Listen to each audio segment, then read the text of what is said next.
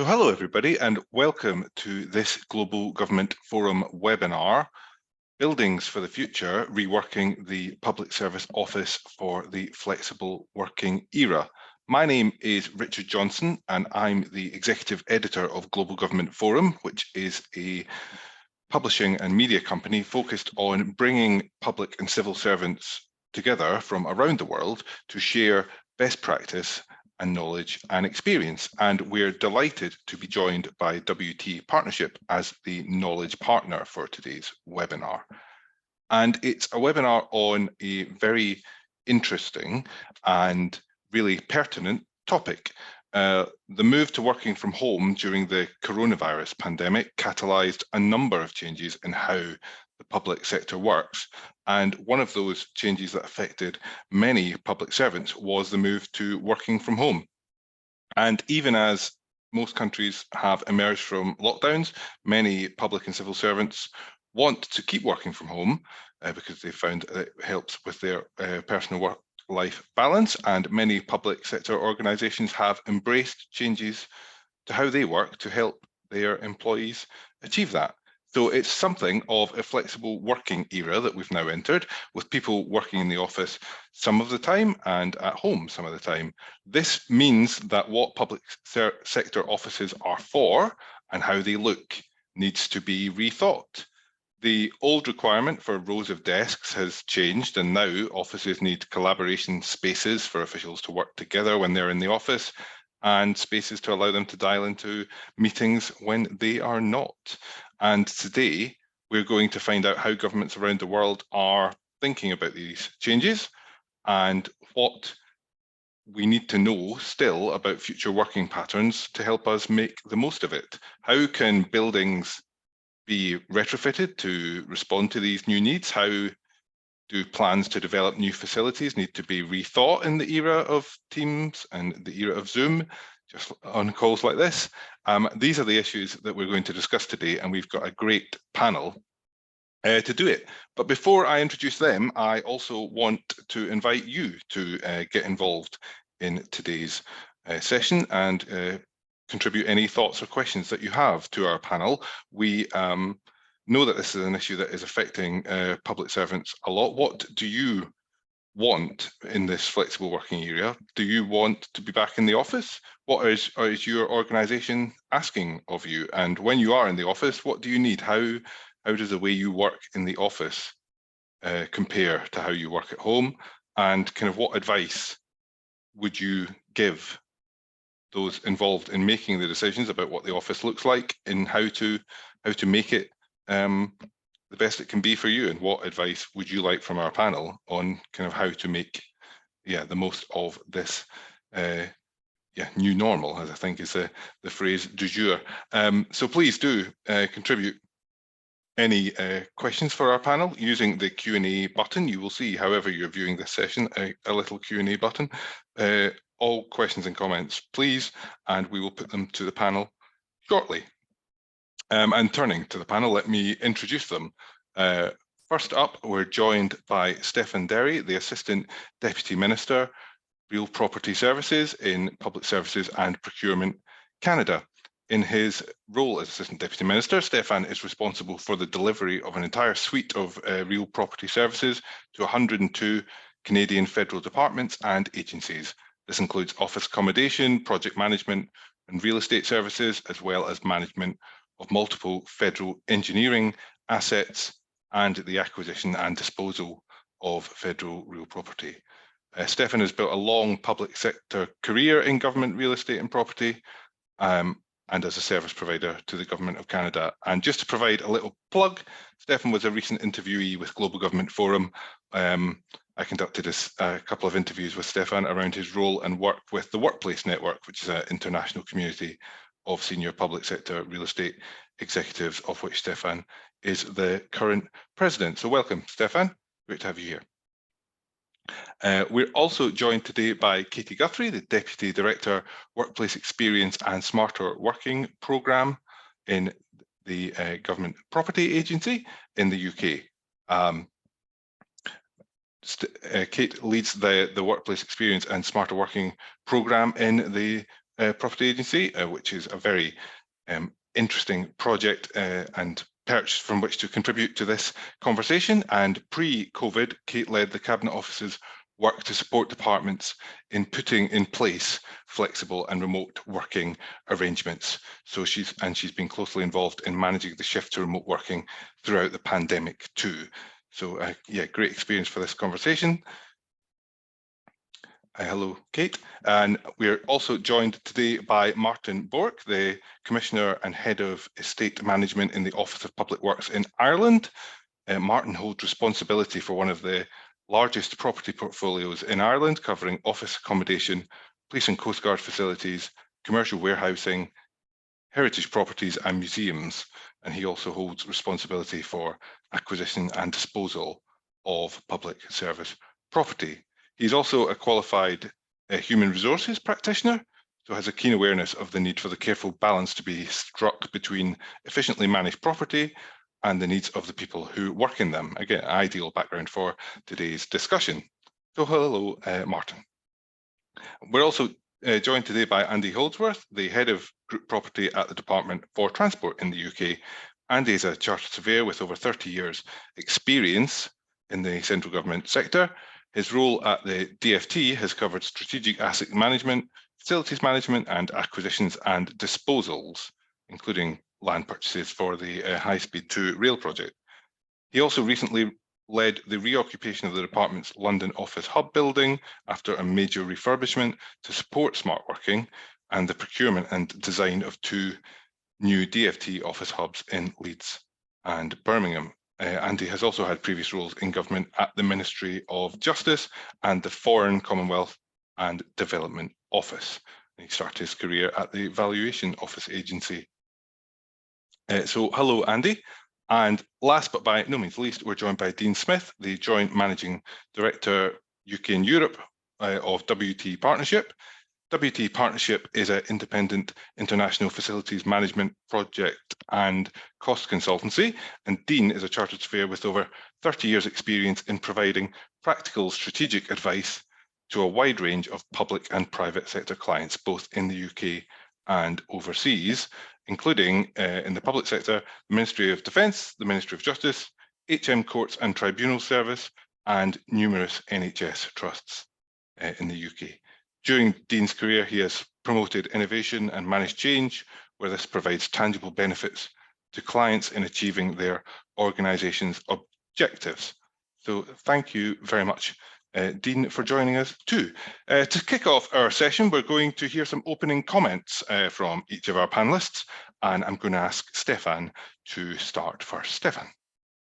Thank you very much, Richard, and thank you for inviting me to speak today about the future of the workplace in the Government of Canada and how it could impact employees of the Government of Canada. As Richard mentioned, I'm the Assistant Deputy Minister for Real Property Services for 102 departments. This is quite a large portfolio, includes anything from building, federal courts, Supreme Court, bridges, dam, highways, but really today, I think we want to talk about buildings and the office and what the office will look in the future. So let me give you an idea of the size of the portfolio. We are accommodating over 270,000 civil servants in approximately 1,500 buildings across the country, which means in square meter, about 6.9 million square meter, or for those that prefer square feet, is about 75 million square feet of space across the country,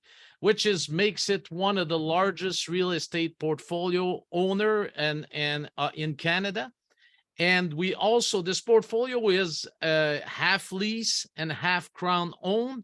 So it has a significant impact on the market, working with the private sector that are providing us space. On a personal note, as Richard mentioned, I'm also the president of the Workplace Network, which is an international community of senior leaders. And this helps me a lot, and it helps also Canada to look in the future and see what others are doing and how we can collaborate together without reinventing the wheel each time we turn around. And I collaborate with most of the country that are represented here. And I did a podcast series with Mr. Martin Bourque. That was quite interesting, in fact. And thank you, Martin, for that. So looking forward to hear from you. From a workplace perspective, I think we can all agree on one thing: the global COVID pandemic accelerated the need for change and innovation across all work sector when it comes to how do we conduct our work activity. It also acted as a catalyst, I believe, to accelerate change for those that were not really early adopter. While the worst days of the pandemic are hopefully behind us, I will echo the comment made by the Honorable Mona Fortier, who's the employer of the Government of Canada and who's the president of the Government of Canada Treasury Board.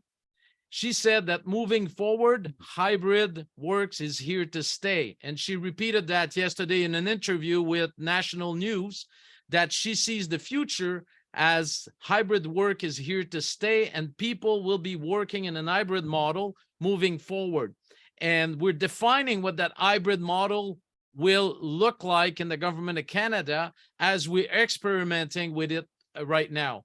While I led the series of interviews with my international counterpart, one thing stood out. Even though the future of work is still being defined around the world, we are all experiencing it in similar ways and aiming towards a common goal. During these interviews, I learned the importance of sustainability for both Canada and other countries around the world, as I am sure my colleague here today can attest to, as well as the importance of maintaining a portfolio that facilitates change and modernization. For that purpose, in 2018, the Government of Canada adopted an activity-based working. And many of you in the UK must already say in 2018, we had adopted that a long time before. Maybe we were a little bit slower in Canada because of the cost of real estate. It's a large country, massive country, footprint of the country. But in 2018, we changed our standard to say we're moving to activity-based workplace. And we are currently moving towards, with the lessons learned from our experimentation, this will provide right now a strategic opportunity for us in terms of portfolio management to offer flexible workplace to our employee. As a key aspect of this offering is fit for purpose office space that is green, accessible, inclusive, and modernized with functional layout and the latest technology. Technology is extremely important in all of that, and we're proving it today through this webinar. To support flexible workforce in a hub and spoke model. The hub is the department headquarters, offering stability as a central base for leadership, culture, and specialized operation, such as IT services, computer room, and all this. And the spoke offer the flexibility of range of work site to meet employees' day-to-day need, including working from home, working from co-working, and from operational and special purpose space. Now, in this future of work vision, employee can either be working in an office or teleworking from anywhere they can be productive. Work is an activity, and we like to remember, work is an activity, not a place. This is the hub and spoke model that you can see on the slide, and that's what is intended to support new ways of working. Now, let me be a little bit more about the planning of our portfolio. In 2019, happened at a certain time, we published our first complete office long-term office plan. And the OLTP we call was built around 5 key pillar programs of work that are acquisition, disposal, leasing, modernization, and recapitalization of our public real estate. Obviously, I said 2019, 6 months after, this plan was completely changed because of the pandemic. And we saw an opportunity to accelerate our vision. Our vision was to reduce the footprint of the Government of Canada over the next 25 years, to recapitalize our greatest asset and dispose of less energy efficient asset and the one that we're not fitting in the portfolio anymore. Now, you know, like having this opportunity, I see it now. The people are thinking, working differently. This could have a significant impact on how we modernize our portfolio and how we move forward with the future of work. So we have adapted our office long-term plan, and now we're looking at modernizing 71 of our office complex over the next 5 years, recapitalizing them and really making them be ready for the future of work. And when I'm talking about office complex, some of them are 1.5 million square feet office complex, or 150,000 square meter. And you can see some of them on the slide here that are in the process of being completely recapitalized in order to attract people to the office, be really a magnet. Instead of forcing people to come to the office, how can we attract them? We feel that if we have the right building and the right office space, people will be attracted to come to the office. And that's where we want to lead the way, being really thinking futurist, being futurist and thinking, what do employees needs in order to be interested to work in the office? And I'll talk a little bit of that later. But for example, give you that pre-pandemic, we had a utilization rate of our portfolio of about 60%. So because people had an assigned office, for most people, I wouldn't say all, about 15% of our portfolio was modernized, where they were working activity-based working, but 60% was occupied, and people were on course, on training, on vacation. So now we're looking at how can we use our space better. How can we measure utilization? We used to work on one employee, you have so many employees in your department, you get so many square meter. Today, we're looking at how is the space is used. So we're looking at connectivity to the internet. We're looking at reservation systems, so people reserve their space. And then we know if they use the space. So by having data, and I believe data is the future also in that kind of management of a large portfolio of that size, we can know which space are used, which one are not used, and how we can modernize them and change them, adapt them to ensure that they meet the need of our client. And in order to do that, we have 4 program of work. We're looking at a full workplace renewal, which is basically the recapitalization, which is capital intensive, I have to say. A lot of our building are older. We have workplace transformation program, which a light touch to existing workplace to make them look like what you see on the slide right now. And that we believe we can accelerate the modernization of our space, probably cut it in 3 and do it a lot faster. And we're also working on the GC co-working that we have created. These are places that are multi-department, where you can work. We have 40 departments out of the 102 that are registered for that. So it's space that anybody can use. As long as you're an employee of the federal government, you can come there to have interdepartmental meeting and use that space. And the last we have, and we're following a little bit of our colleagues in the US for that, is the full service workplace solution.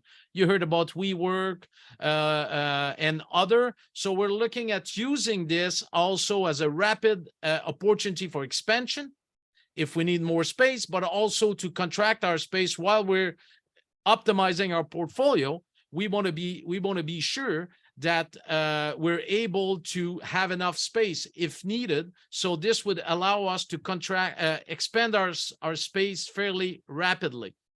I talked a little bit about the data that we use. We're working across the entire government with the Shared Services Canada, who's the provider of IT services for a large portion of the government, to help us to really build this hub and spoke. We need to know how many people are in the office, because the best managed portfolio would be that you don't have 1 or 2% more space than you need. I know it's nirvana, we'll never get there, but if we get to managing a portfolio with real data, real time, knowing who's in our building, who's using our place, how they're using it, we'll be a lot more ahead than where we were a couple of years ago. I think that for me, one thing that's quite important is, and today's meeting is really seeing what's happening around the world and how we can learn from each other. I believe that office will always be part of the mix, and the departmental hub and remote work, operational site, co-working site, office will always be part of the mix. It's just, what do we need office for, and how we're going to use the office space differently.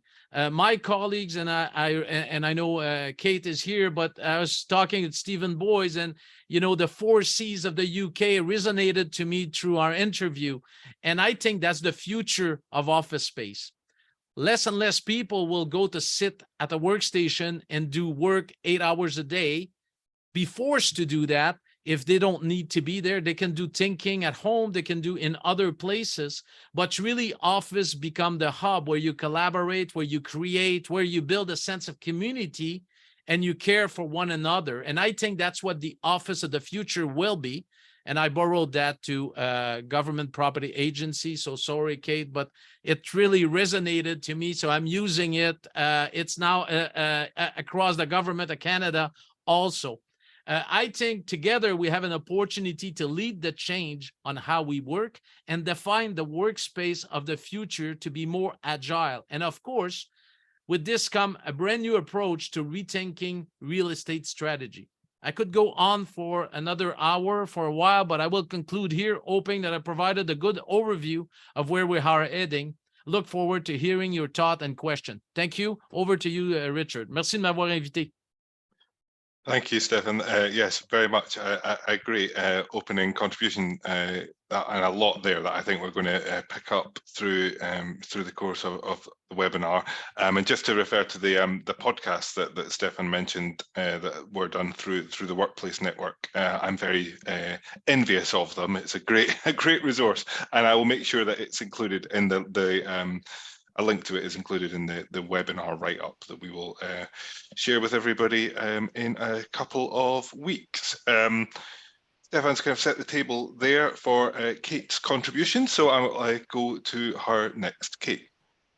Fantastic. Thank you, Richard. And good afternoon. Wonderful to be here. And I think actually the order has worked perfectly well, because Stefan did set up many of the things there that actually I'll talk about as well. And there is huge similarities, and I think we'll probably find this throughout much of what we talk about today.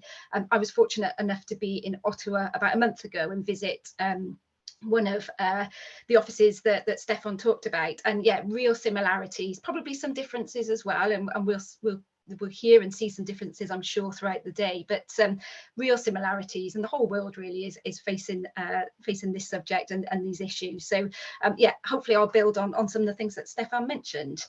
So as I said, I'm Kate Guthrie. I work within the Government Property Agency. If we could just jump on to the next slide. I'm just going to cover really our role in creating great places to work, the evolution of smarter working as part of that. And I will go into some of our data that's helping us to really think about our workplace designs, our strategies and ways of working. And I've popped this up. This is our 4 strategic objectives.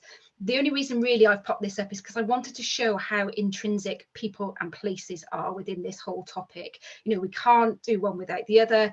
We are a property organisation, but we're very much about enabling great outcomes for people, productivity, well-being, inclusion, diversity. Again, they are so intrinsically linked that we can't talk one without the other. And I think even more so since the pandemic, we need to talk about both.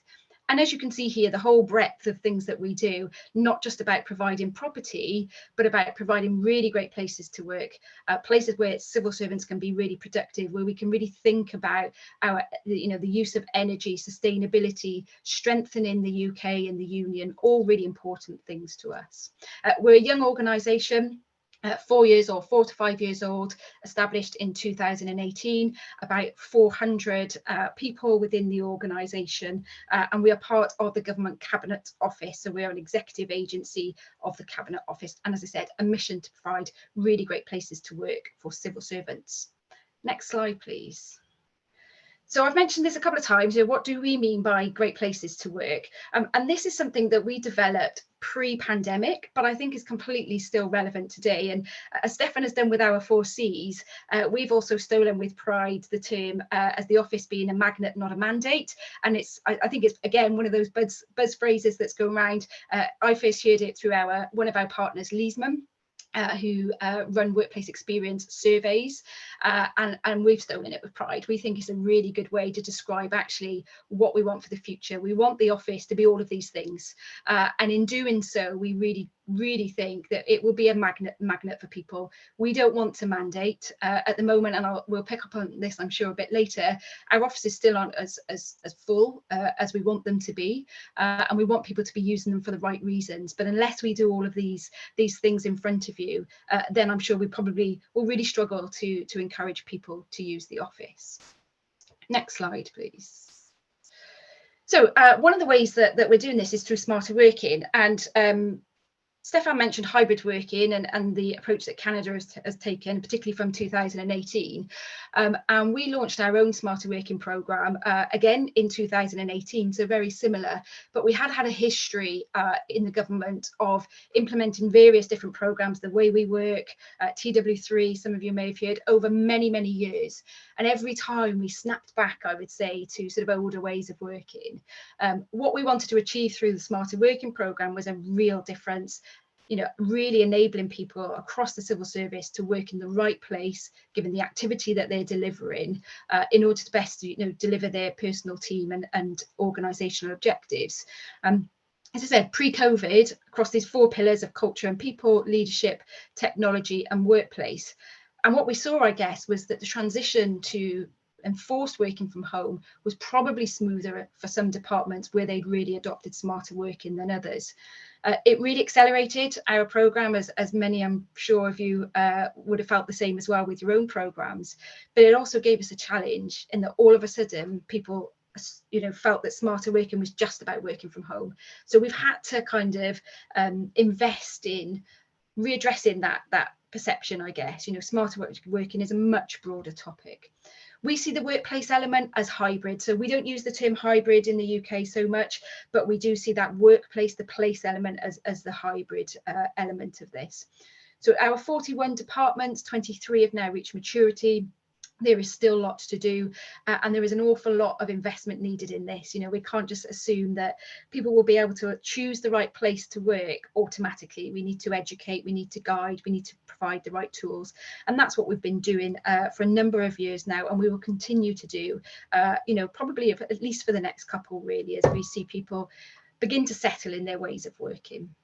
Next slide, please. So big thing for us, I guess, is, what is the impact of all of this? What's been the impact of ways of working? What do people need? What do people want in the future? And there's a couple of questions, actually, I'll pick them up now from Brian in the Q&A around actually how do we give people a voice, and what's some of the downsides, I guess, of working remotely. So we've been collecting data. We started in 2020. We did a home working survey with our partners Leesman. It's all self-reported perceptions and feedbacks. That's something to bear in mind. We got 26,000 responses in 2020, and we've continued to run the survey, but much more looking at the use of the office. And we've got about 11,000 responses now from across about 34 different organisations and about 50 different buildings. So we're gathering some really good data.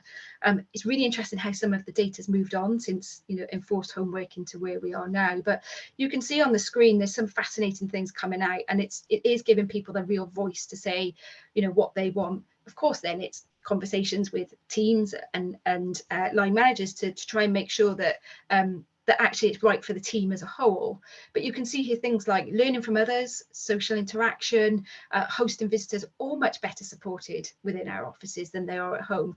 But the list of activities that are actually better supported at home are quite long. What we hope over time is by investing in our property and providing really fantastic places to work, that we'll see a bit of a switch there, that we'll see a balance. More activities will be better supported in our offices than at home. But we do still know that the office is the right place for some people all of the time, depending on their job, depending on their preferences, and others can adopt a more balanced approach. I thought I'd put up the nature of our work. So from the surveys, we've been able to identify the types of work that our organisations do, and you can see a fairly even split there. What that means is that we can then look at our design of our workplaces and put in place work settings that really help and match the way that people work. So if it's 60% between collaboration and balanced, actually we need to really think about putting in our quiet spaces, our collaboration spaces, our project spaces, our meeting spaces over our more individual spaces. And you can see there at the bottom, again, it's all sort of preferences, but the shift has really changed from the number of days that people would prefer to work in the office, from sort of 4 to 5 days really, right down to 2 days per week. So this is all really helping us to shape our design, our strategy, and our ways of working. Next slide, please. Stefan mentioned this brilliantly. So we have got the 4 C's, collaboration, community, creativity, and caring. We think people need a real purpose to go into the office. And again, Leesman talk about purposeful presence. I really like that term. But these are the 4 things that we believe in. You could add a 5th one of connection, I guess, but perhaps if you're doing all of these other 4, then connection will come naturally. But these are the things that we are really promoting as the use of our office. And we're making sure that we're providing both the right spaces, the right services, the right networks, the right ways for people to engage with one another, the right technologies, and really focusing as well on that behaviour, the culture, the ways of working of the organisation. Again, not something that comes naturally to everybody. It won't happen overnight. We don't have a silver bullet for all of this, so we have to really work hard on these things. Next slide, please. And just a final one from me, really, just to give you an example. Again, it looks kind of quite similar to what we've just seen from Stefan, but these are some of our spaces. We've got 2 different buildings here, one of which is a far more modern refurbishment, the other is a heritage building. Hopefully you can't really see too much difference between them, but obviously they do provide quite different challenges, I guess, in the space that we provide. But hopefully it just gives you a visual of the types of spaces that we're providing and how people use them, and how we hope that they will be inclusive. We'll have very happy people within them, very productive people, and overall providing a really fantastic place to work. So I will pause there. Covered some of the same things I think as Stefan, but in a slightly different way. And I'll hand back to Richard and look forward to your questions later on. Thanks very much, Kate. Yeah, I think that's a great addition and supplement to what Stefan was saying, and seeing it from another perspective, another government's point of view. I too love that phrase, magnet, not a mandate. It was one of the your colleagues at the GPA that I first heard say that, and yeah, it's one of those things that's made its way into my lexicon as well. I think that's a great way to kind of discuss the way that the public sector office is developing in terms of encouraging people in for the tasks that they need to do, and making sure they have the right places to do them. So that's a really good phrase, and I like purposeful presence as well. It's all great alliteration in these phrases. So thank you very much for that, and that's lots I'm sure that we're going to dig into in the question and answer portion later as well. And please do keep those questions coming in. I can see we've already got a decent number of those, so thank you very much. And I will ask Martin for his thoughts next. Great, thank you very much, Richard. Pleasure to be here. Pleasure to see a number of the speakers again. I've worked with Stefan before, and it was an absolute pleasure. So I'm particularly pleased, and I'm sure some of the audience will be particularly pleased, that I don't have a slide deck in front. There will be one later for you, but I don't have one in front. But what I'm absolutely fascinated with is that if I was sharing what I have on my own screen here, it would be very, very close to what I've already seen from the previous preceding speakers, particularly the images of the new offices. And having been on a number of these conferences and podcasts around the world, it is amazing the similarities between what everybody is doing and what everybody is grappling with. And I suppose one of the great takeaways I seek when I go to a conference or a seminar is to see, is there somebody doing something that I'm not doing? Or at a minimum, to seek reassurance that I'm not out on my own. And I think that's one of the things that I suspect people will probably get out of this, that I haven't come across any magic bullets around this whole issue. One thing that maybe as a little hint I would give to people is that maybe as we speak today and as you go to other conferences is that you keep a note of the pace of change and the pace of decision making around hybrid working and what they're doing with property. And I will come back to that in a minute. The Office of Public Works has about 2,500 properties, as Richard did in the intro, refer to, from heritage properties to police stations to very modern office buildings, warehouses, commercial buildings, etc., etc. One thing that I will point out from the start, and the earlier speakers have already alluded to this, but it needs emphasizing is, whether we like it or not, we're not starting from a blank canvas. It would be very easy for people to come along and say, but in a hybrid situation or a post-COVID situation, you should be doing X, you should be doing Y, but you can't abandon, I think it was 6.5 million square meters, Stefan said, in Canada, of existing stock. And like we have 3.5 billion euro worth of property. So we're not starting from a blank canvas. There are limits to resources, and therefore we have to tailor everybody's expectations as to what's possible. And again, that cuts to my point at the start about just watch out for the pace of change and the pace of decision making. Who are the early movers in terms of decisions?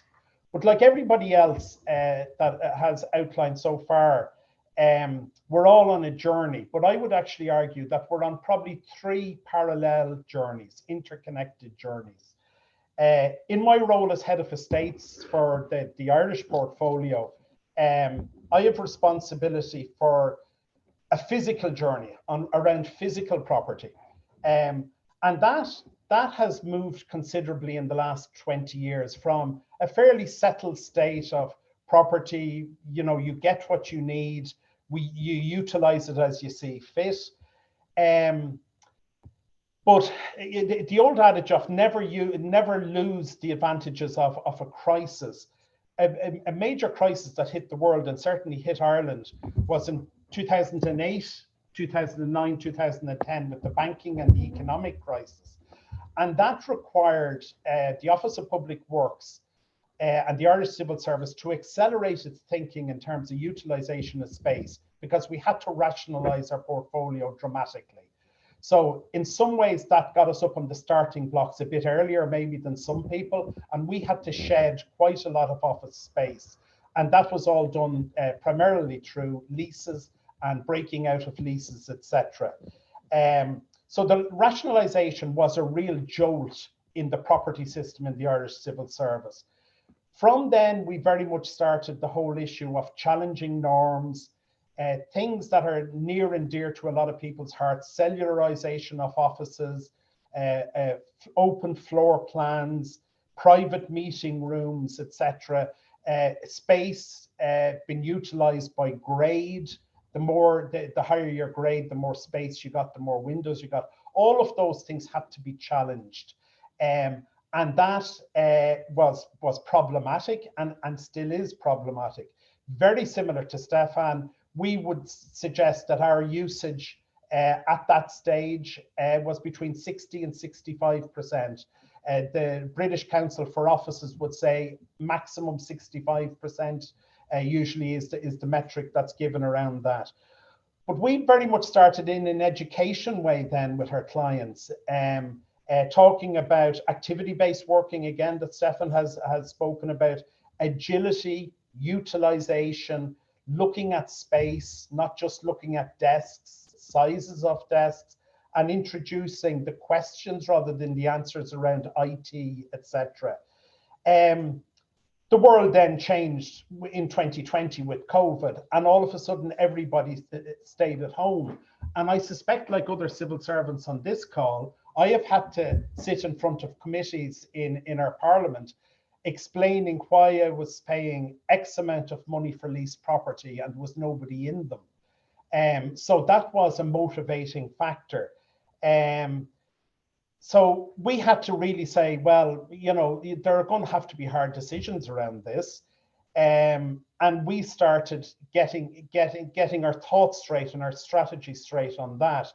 So now we have moved physically into the whole area of trying to introduce the concept of booking desks, monitoring the use of desks, sharing of desks, the use of lockers, no pedestals, introducing the concept of nesting and the need to get away from nesting and having the picture of your favorite horse on your desk, or your children or your flowers or whatever, because that ties you to a particular spot.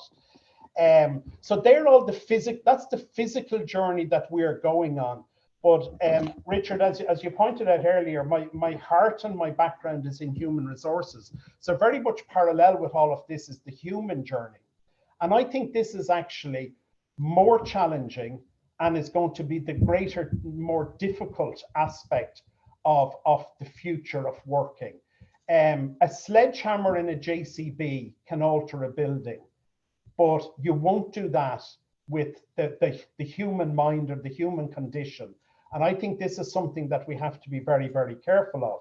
So just to update you on where we're at in Ireland, and indeed the organisation I'm in, we have recently surveyed and we have recently asked staff who wants to and who will be allowed work from home in a hybrid fashion if they so desire.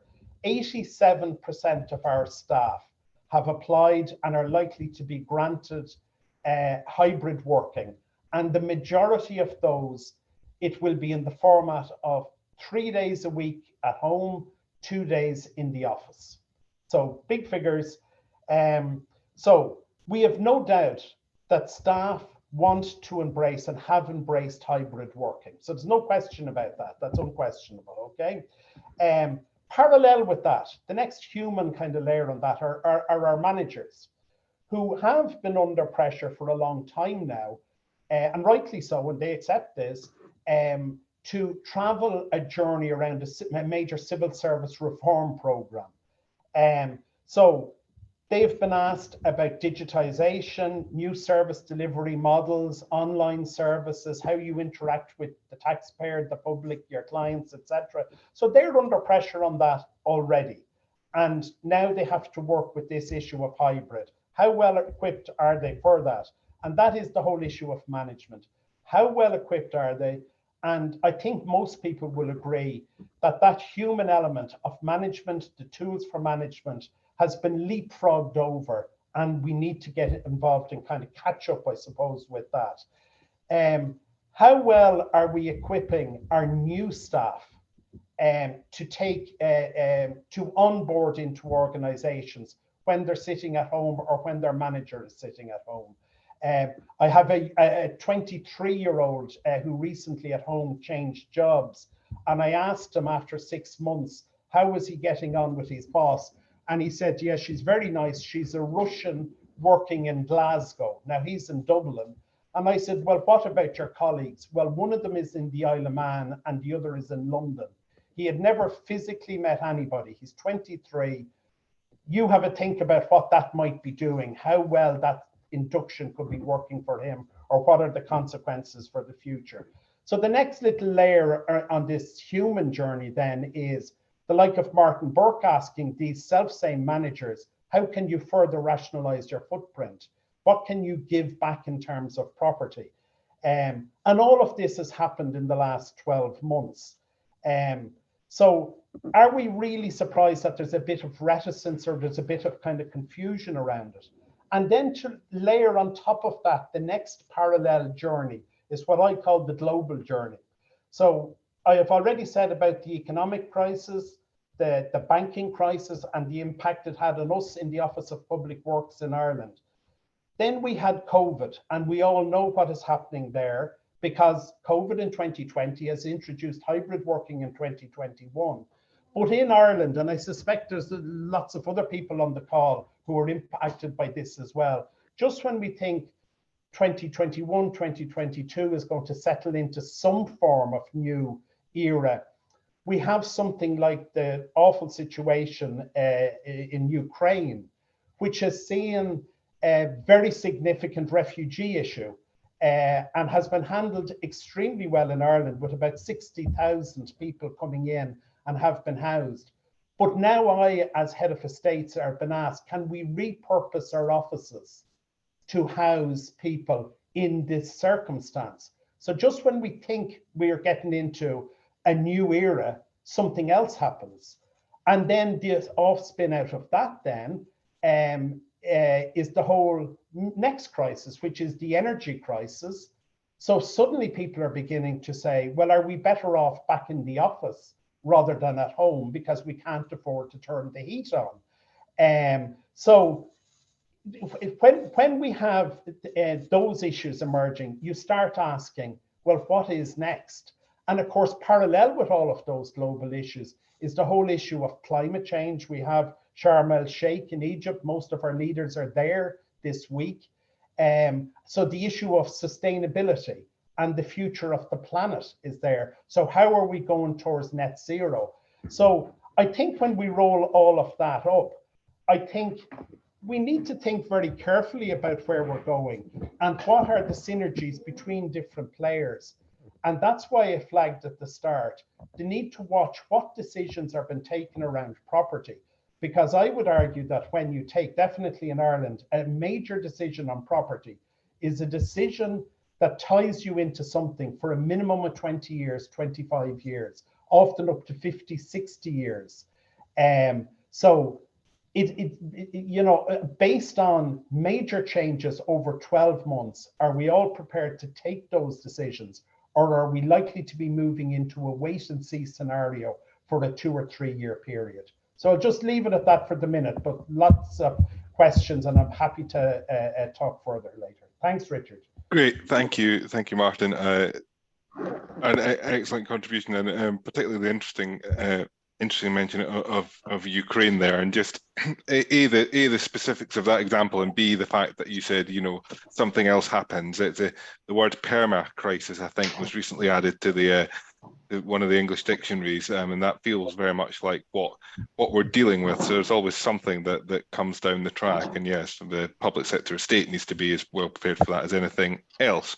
Thank you very much, Martin. That was great. I'm going to ask Andy now for his reflections. Andy. Brilliant. Thanks very much, Richard, and thanks, Martin. And I think it was really interesting to hear Martin speak there about the journey and the unanswered questions, and that's very much the theme of what I'm going to say, because I think from my point of view that there's still an awful lot of unanswered questions about this. But just first of all, my name's Andy Holdsworth. I'm from the Department for Transport in the UK.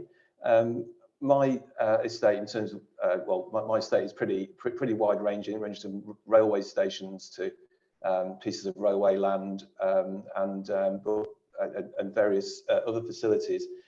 But in terms of the office estate, we've got a headquarters building in central London, which has got about 3,000 people assigned to it, and we've got a couple of major hubs in Leeds and Birmingham as well.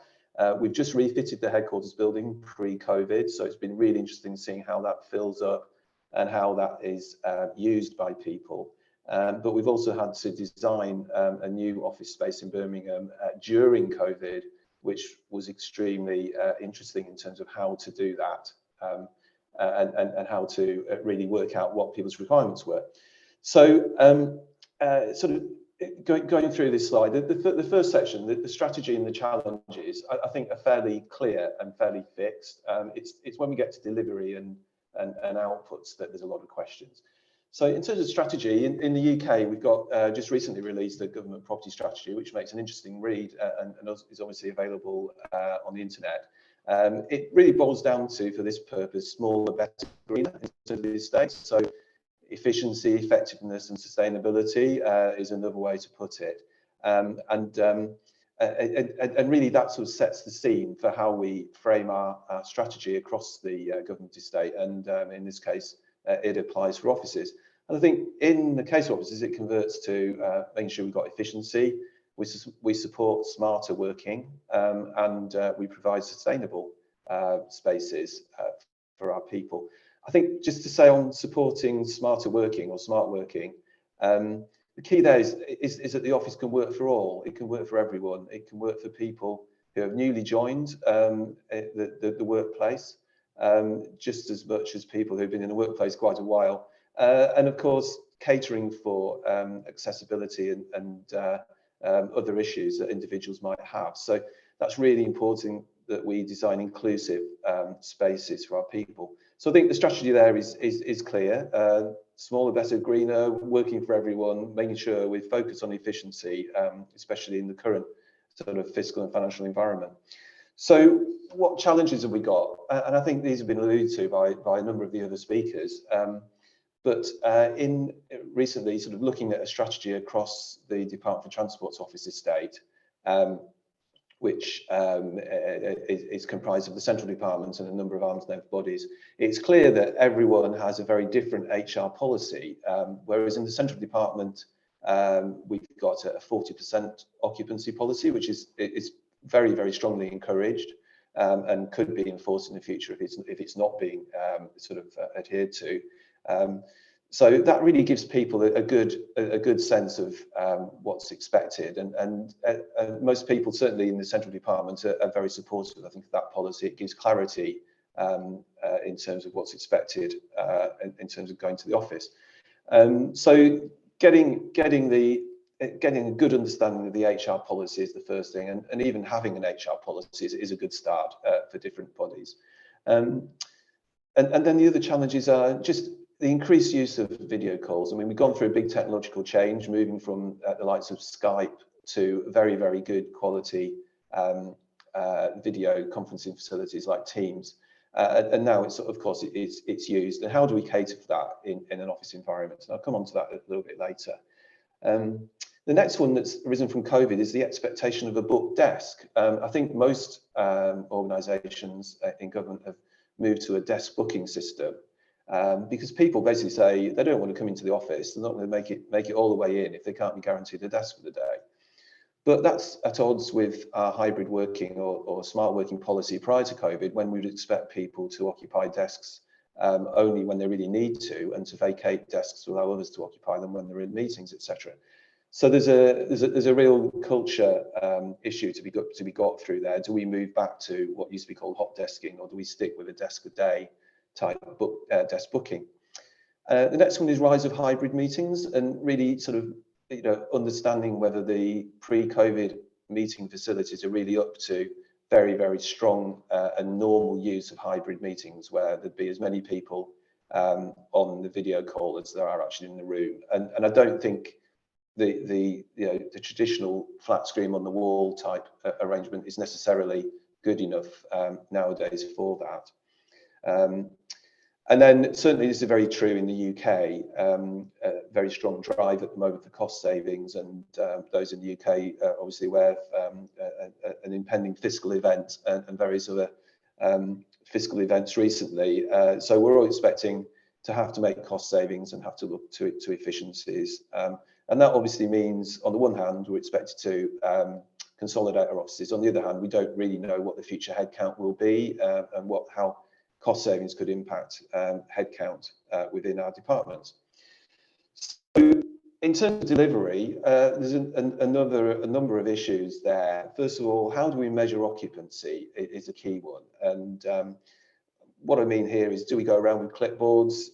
Do we use sensors? Do we use access controls, or even more sophisticated use of Wi-Fi, etc.? But that is one key question to answer there, so we can really get a good idea of how well occupied our spaces are and who occupies where within our buildings. How do we measure space efficiency? Is it straightforward full-time equivalent per square metre, or is there another way of doing it? Do we even bother about number of desks in an office anymore? Customer satisfaction, and I think this is an absolute key. Do we have a real sort of common way of measuring customer satisfaction? Is it really up to the job post-COVID? Are we getting the right answers from that, and is it sophisticated enough to give us the answers we need? Sustainability, I think here my approach to sustainability is consolidation will be by far the best way to reduce carbon emissions within our office estate. So it's about reducing the floor space first and foremost, But once you've done that, hopefully you'll end up with the most sustainable buildings will remain. And then really how all that impacts on design. Do the space standards give us too much space? We've moved from sort of 8 square meters to about 4.5 square meters as a standard. Is that even too much now? That's 4.5 meters per person, I have to say. And then of course, can we consolidate? So all those are really important. And I just really sort of finished by saying, in terms of the journey through COVID and what my expectations were in terms of the future of the office, I think I personally started off thinking the office would end up being a social environment, a collaboration environment, and a place for people to come when they're not doing video calls to interact. And I think that's really probably where it really should be going. But my observations recently are it's not like that. What we've got is people coming into the office and having to get on with their normal day's work, which means they have to spend maybe 3, 4, 5 hours in video calls, and they have to, and therefore we have to enable that. And also just the fact that as a national body with 3 offices around the country, it's very rare to be able to get a team together. Even if they're all in the office, they're likely to be in London, Leeds, and Birmingham. So the new normal for me hasn't yet got anywhere like the office being a social and a collaboration environment. It is certainly an environment where we've got to just cater for everyone's requirements in the hybrid world. And I'll finish on that, Richard. Thanks very much.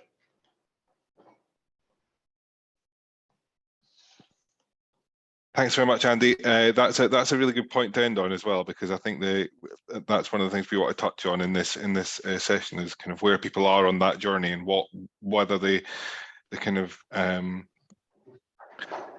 conceptions of what the office could be and the type of space it can be are being matched by reality and what's actually happening. As you said, I thought Kate's data earlier on was a really interesting contributor to that conversation as well.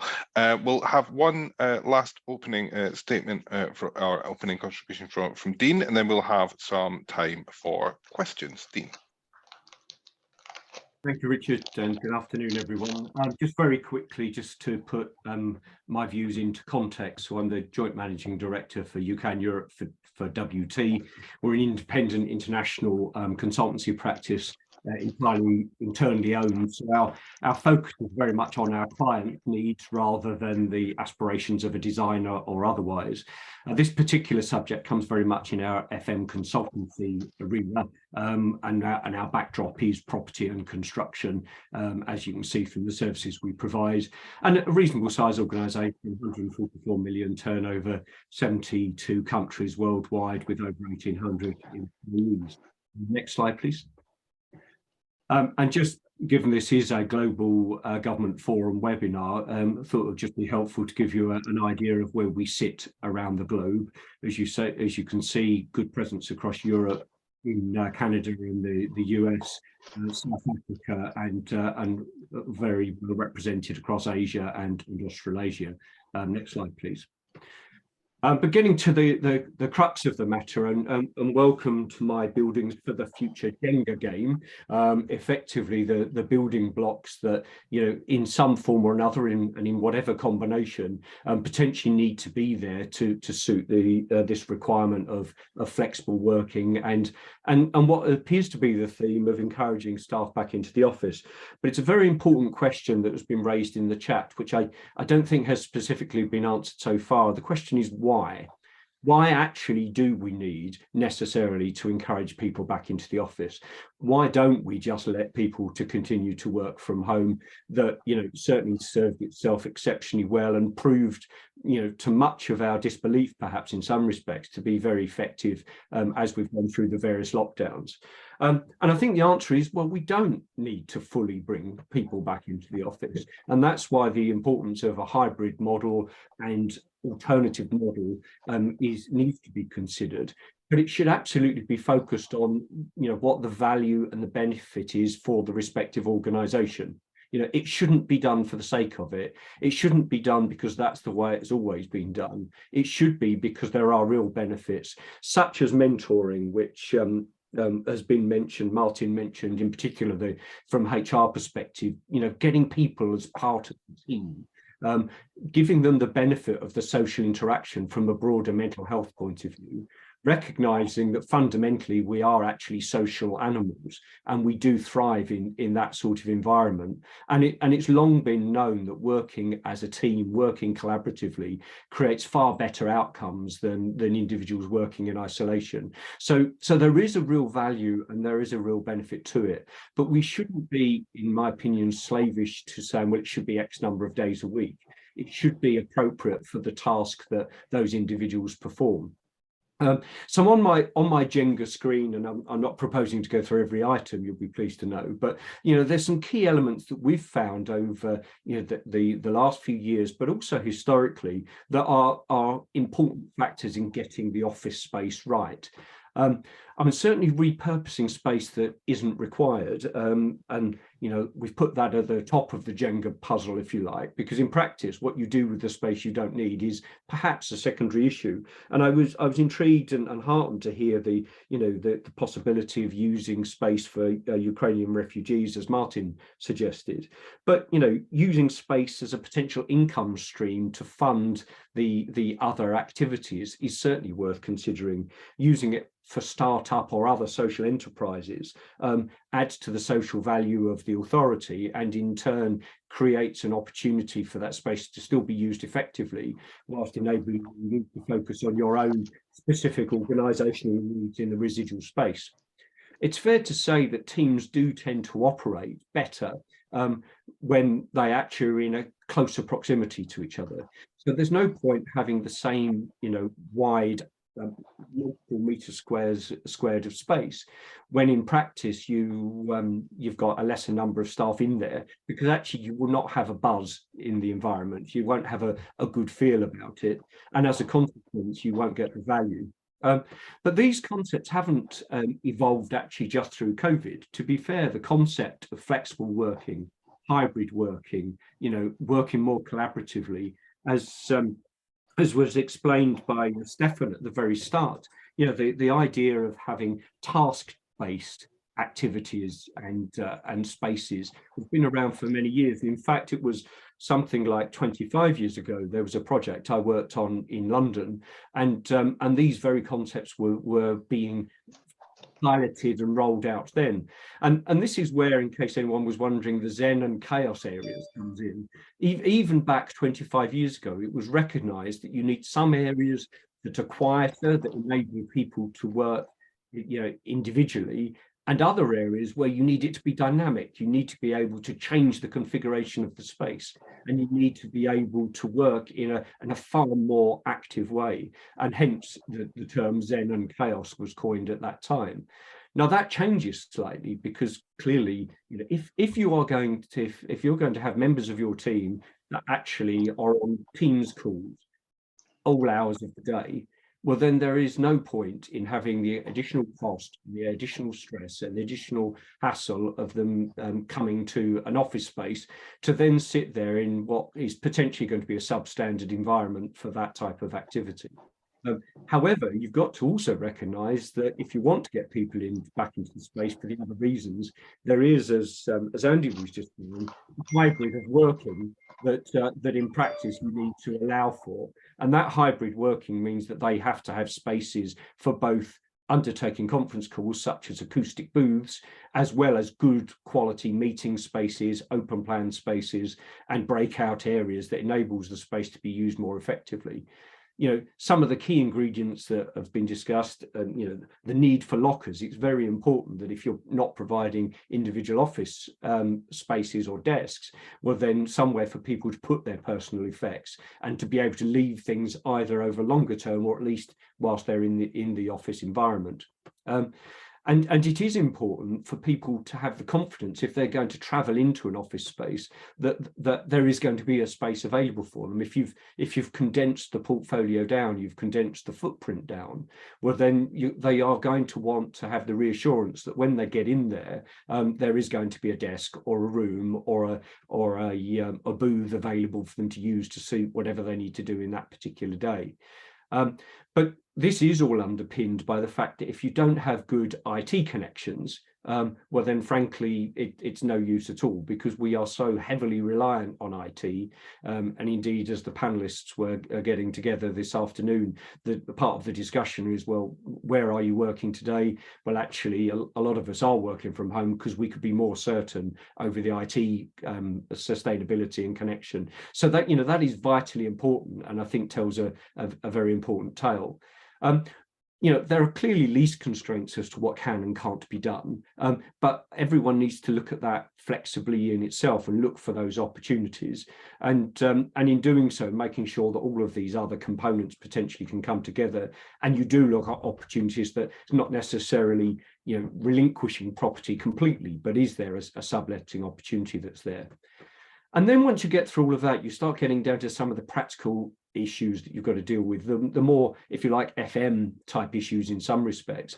You do need enhanced FM support. You do need areas to be kept clean and tidy because of the throughput of people. You do need to make sure that you've thought about fire safety issues in terms of fire marshals, knowing who is in a building at any particular time, so that you can ensure the fire safety of that.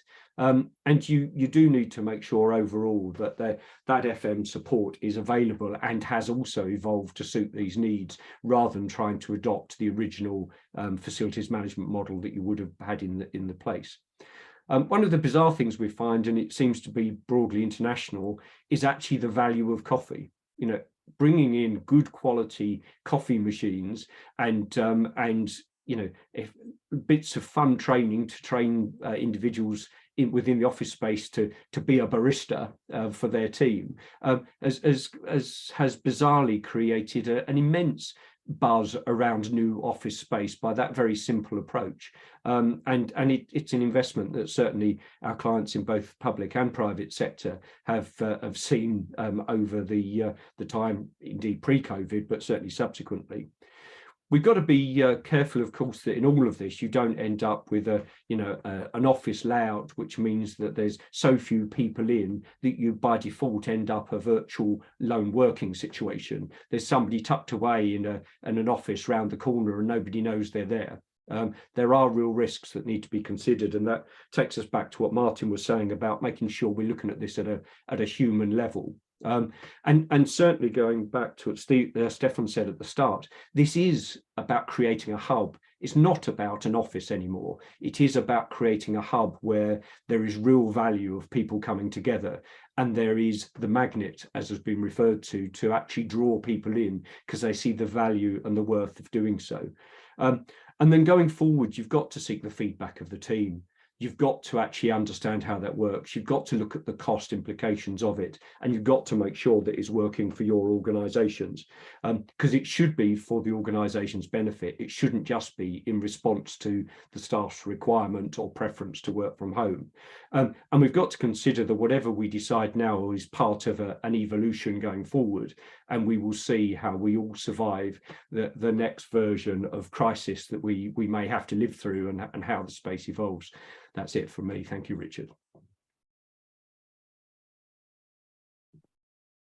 Great. Thank you very much, Dean. I think that was very interesting. I will co-sign on the benefits of good coffee. Just as a generic statement of truth, shall we say. That was a fascinating insight. We don't have a lot of time to run through the questions, but I'm pleased that some of them have already been picked up by some of the speakers, and we will share those that we don't get to with the panel, and any kind of feedback that they share, I will include in the write-up of the session that we will be publishing in the next few weeks. But the one I thought we would pick up on, because it goes nicely from what Dean touched on there, and I think nicely with what Kate touched on too, is question that says, how are you balancing the need to thoroughly test out these new ways of working with long-term investment in estate decisions? And I'll broaden that out perhaps and go to Stefan in the first instance to get a response. How are you going to measure what works? What is keeping an eye on kind of how effective this is for employees kind of going to be one of the main challenges? And then I'll go through the rest of the panel as well on that. I go real fast. Thank you, Richard, and it's a great question. I think we need to a feedback loop from employees that are using the new ways of working. And the beauty, not that we are a lagger in Canada, because I said hot desking, activity-based workplace has been in place in a lot of European country in the past. So working with them, we're learning and we're trying to say, okay, they've done that. They've adapting. So how can we adapt our model to theirs? And a complete feedback from user is what we need. You know, I said data, knowing which station are used, knowing which collaborating room are used by people will help us to ensure that what we build is something that's attractive to them and useful for the teams. Thanks very much. And Kate, in terms of that, imagine that survey that you mentioned is absolutely invaluable, both in terms of planning what you need from here, but also kind of keeping an eye on whether it matches up with people's expectations going forward. Yeah, exactly. So we use our surveys both before we put in place a transformation and then post-transformation to really measure, did we do the right thing? Have we provided the right sort of workspaces? Have we got the balance right between collaborative space and individual space? What do people think about our spaces, the customer experience, etc.? So for us, the data is a really important thing. As Stefan said, it's a real loop, really, I guess, in terms of we get people's voices and we understand what they think they need. We put that in place, we measure, we constantly test. We're just evolving our occupancy approaches as well at the moment. So in time, we'll really be able to see the types of spaces that are well used and those that aren't, which are popular and which aren't. And overall as well, I guess we're starting to look at occupancy and what does that mean in terms of the size of our estate. You know, with real need to reduce spend across government, how can we use that data over time to start to reduce, provide smaller but better? And I think the other thing just to add to this is we are testing as we're going. You know, there isn't a time to really pilot, work things through and then invest. Actually, we need to test as we go. We need to iterate. We need to keep measuring, changing, reviewing, improving, etc. Martin, how are you kind of approaching that, making sure you know what works? Yeah, I'm going to take a slightly different view, Richard, on this. I've been on many of these conferences and I've read an awful lot of literature around what has been happening in the last 2 years on this. And one thing that is very clear, and it's well written up, and even in the questions from our audience here today, what's very well written up at this stage and what's very well surveyed is what staff require and what they need and what they want. That's very, very clear. I have still to see on a conference, so this is your challenge, Richard, for your next conference. I have still to see employers coming on to a conference and actually putting up data that shows either that hybrid or working from home does work for them or doesn't work for them. Okay, so back to Stefan's point about data and Kate's point about data. We do need data, but we need data as it relates also to business efficiency and business output. And I think that is the huge challenge for the next year, 2 years, 3 years, because, you know, it's a pretty much a no-brainer that people, by and large, don't want to sit in their cars in Ireland for 2 or 3 hours a day in very heavy traffic, burning very expensive petrol and diesel to sit in an office and do what they could have done at home. That's a no-brainer. But who is actually saying, yeah, but it's more efficient when they're in the office, or it's less efficient? And very critically, because the majority of people here, I believe, are public servants or civil servants on this call from around the world, what is the citizen and the taxpayer saying? Like, okay, they can sit at home. They're entitled to sit at home. But is their service better or worse as a result of how we're all beginning to work? So I think there's a real challenge there on that one. I'll go to Kate before I bring in Andy on that one, because you want to come in on what Martin was saying. Yeah, definitely. And just really quickly, I completely agree. You know, we've done a massive amount of work with academics and with private sector and public sector to really understand what is the real difference on productivity and team effectiveness. And it's very difficult. There is no silver bullet. What we came up with was not one single measure, but a whole framework of things that we might be able to measure to really understand that. And it's very experimental. I'll be shocked if I said too much about it, because I'm sure my colleagues that are developing it don't want to say too much, because it's very experimental. But we think we found a way to kind of put together a number of different questions, particularly from our people, civil service wide people survey, that tells us things like those that work in a mixed environment of hybrid, you know, so office and home or other remote, are being more effective, are more have better well-being, lower stress and better engagement. And again, those that have more choice, accountability, again, are finding that they are more effective as a team. Very experimental, so you know, I'm not going to bet my life on it, but it's starting to show some really interesting data. We're going to continue it next year, and maybe by that point it may be another webinar that we can come back and give a bit more certainty around. But yeah, certainly a framework, but very experimental. Very good. Well, just to say, we do have a webinar planned on that very subject for March next year, 3 years of hybrid working. What has the impact been? So I will re-invite everybody on this panel to come along to that conversation, and we can continue it. Andy, any reflections on this? Yeah. I was just going to add, I mean, as I said, this area is vital to try and find out what people think and what they want. But my big concern about this is that our offices haven't really been yet used to their full capacity across, I think, most people's office estates. There's very rarely been a full capacity in any building for, you know, a number of years. When people answer surveys like this, they're basing their answers on possibly a half full building and then their experience, which might be perfectly adequate. But if and when we do consolidate and get full buildings, is it going to be a different answer? So how do you, in other words, convert today's answers into tomorrow's answers, which will drive the future design and space standards for offices? And Dean, I'll give you the chance to come in now as well, and then I think I fear we may have to wrap it up, even though it's been an absolutely fascinating webinar with lots of great topics. The time has absolutely flown by, but I'll let Dean make a contribution. Just a very, very quick one to say that we are in a truly unique situation.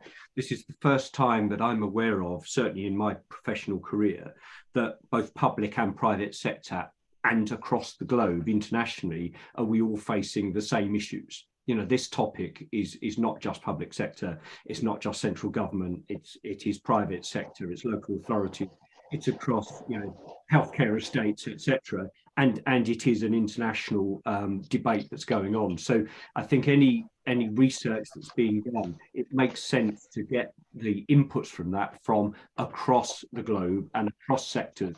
There's lots of good stuff going on there, and equally there's lots of mistakes being made as well, and we should all benefit from that, from those learnings. So yeah, we're all together, I guess, is the response. Great, thank you very much. Yes, I think that's where I'm going to have to bring the session to a close. I think that's been an absolutely great contribution from our panel. Thank you, everybody, for taking part. And as I say, this really does feel more like the start of the conversation than the end. We do have that webinar that I mentioned planned in March next year, looking at 3 years of hybrid and flexible working. We will make sure that is included in the write-up of this webinar that will be on the Global Government Forum website soon. And it'd be great, as I said, to continue this conversation then. You will be receiving a recording of this session when it is available in the next few days. And as I mentioned, that report, and I'll include all the links that we've discussed in that, and I will include the slides as well. I saw somebody asking if the presentations would be available. They will be in that report on the Global Government Forum website. You'll also be receiving a survey from us on today's webinar, and it really helped me and the team here at GGF to make sure we're providing the best content. If you had the time to fill that in for us, and also any ideas on future webinar topics would also be welcome.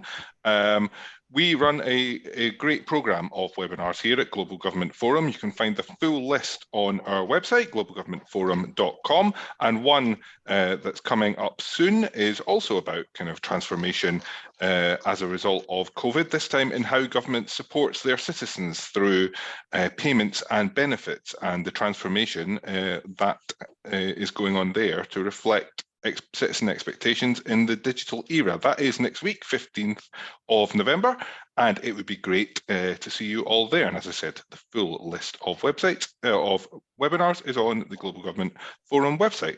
So once again, thank you everybody for coming along today. Thank you to the audience for submitting so many questions. Apologies we couldn't get to them all, but we hope to see you at another one of our Global Government Forum webinars soon. Thank you and enjoy the rest of your day.